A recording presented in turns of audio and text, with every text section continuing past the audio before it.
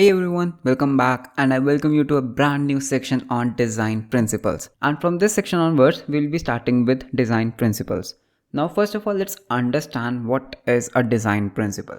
So design principles are some principles that makes your code maintainability easier, right? Because when you write code, basically you design your code, there are some principles that you should follow in order to maintain your code more easily and make your code more readable and maintainable, as I already told. Now there are various design principles out there, but we shall not be completing all the design principles. We will be covering the most important and the most famous design principles such as dry, kiss, yagni, solid, and these are the most vital principles that you should know.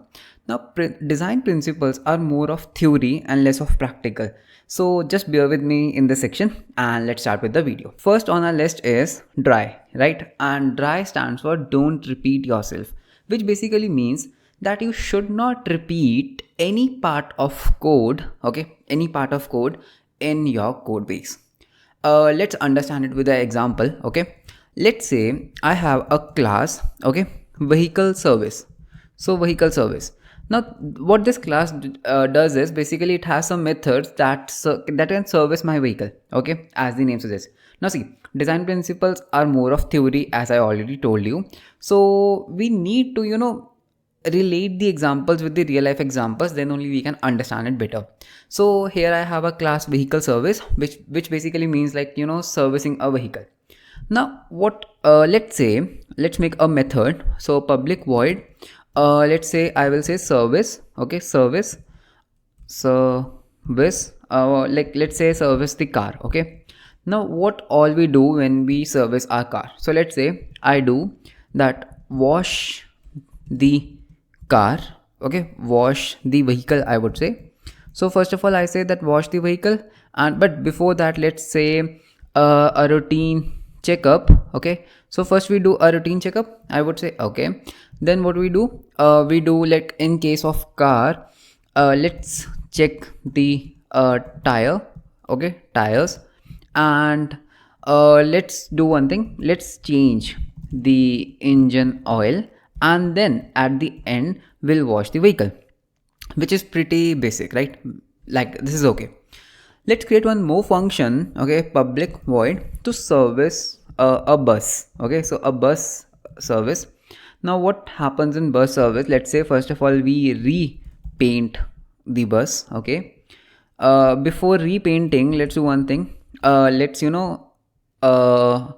let's dismantle the bus, okay, then we repaint it, and then what we do, and before repainting, let's say we have to wash this vehicle, okay, wash the vehicle a little bit, and then we repaint it, and then what we do, we basically check up and deliver, okay.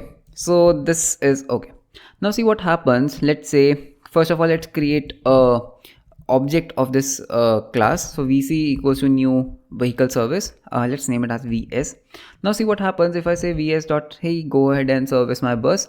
If I run this program, as you can see that there is no error and my program is running fine. If I say hey go ahead and service my car, you can already guess nothing will happen, right? In this program there is no error, but we are violating a principle that is known as dry. As you can see that I have repeated this line of code, wash the vehicle, and here also we are washing the vehicle. So basically what we are doing is we are basically repeating the code, which is not a good thing. Instead what you should do is you can create a private method, okay, private void wash. Inside this wash you can write your code to wash the vehicle. So I can say wash the vehicle, I can cut it from here, I can paste here, and instead of repeating the code, what I should do, I should say that hey this dot wash, I can call that particular function. So I need not to do this here and this dot wash. Now what's the benefit of doing this? Let's say tomorrow my washing system changes, right? In my washing system I add a thing like wash the vehicle with super future technology, okay. So I introduce a new technology with super future technology. Now see what will happen. Earlier if I didn't follow the dry approach, I need to change this line 2 times, right? And maybe there's a possibility that in a larger code base, I need to change this multiple times, like maybe 10 to 12 times. But because we are using a single logic, a single place, I just changed here, and you can see magically my wash has been changed. So if I service the car, yes, we are using the super future technology. And if I say, hey, service the bus, we are again using the super future technology. So you should never repeat your logic more than once. Okay, so now you cannot say that, hey, you are repeating your code here as well. This is just a function call. Okay, the actual logic is this one. So you should never repeat your logic multiple times. You should only code it once. Okay, and just in case there is a need to repeat a code, extract that method, like extract that piece of code into a method and call that method. So never write your code twice, always write your code once. And that is what this principle says: dry, don't repeat yourself. So that's it for this video, and let's meet you in the next principle. Until then, bye bye, take care.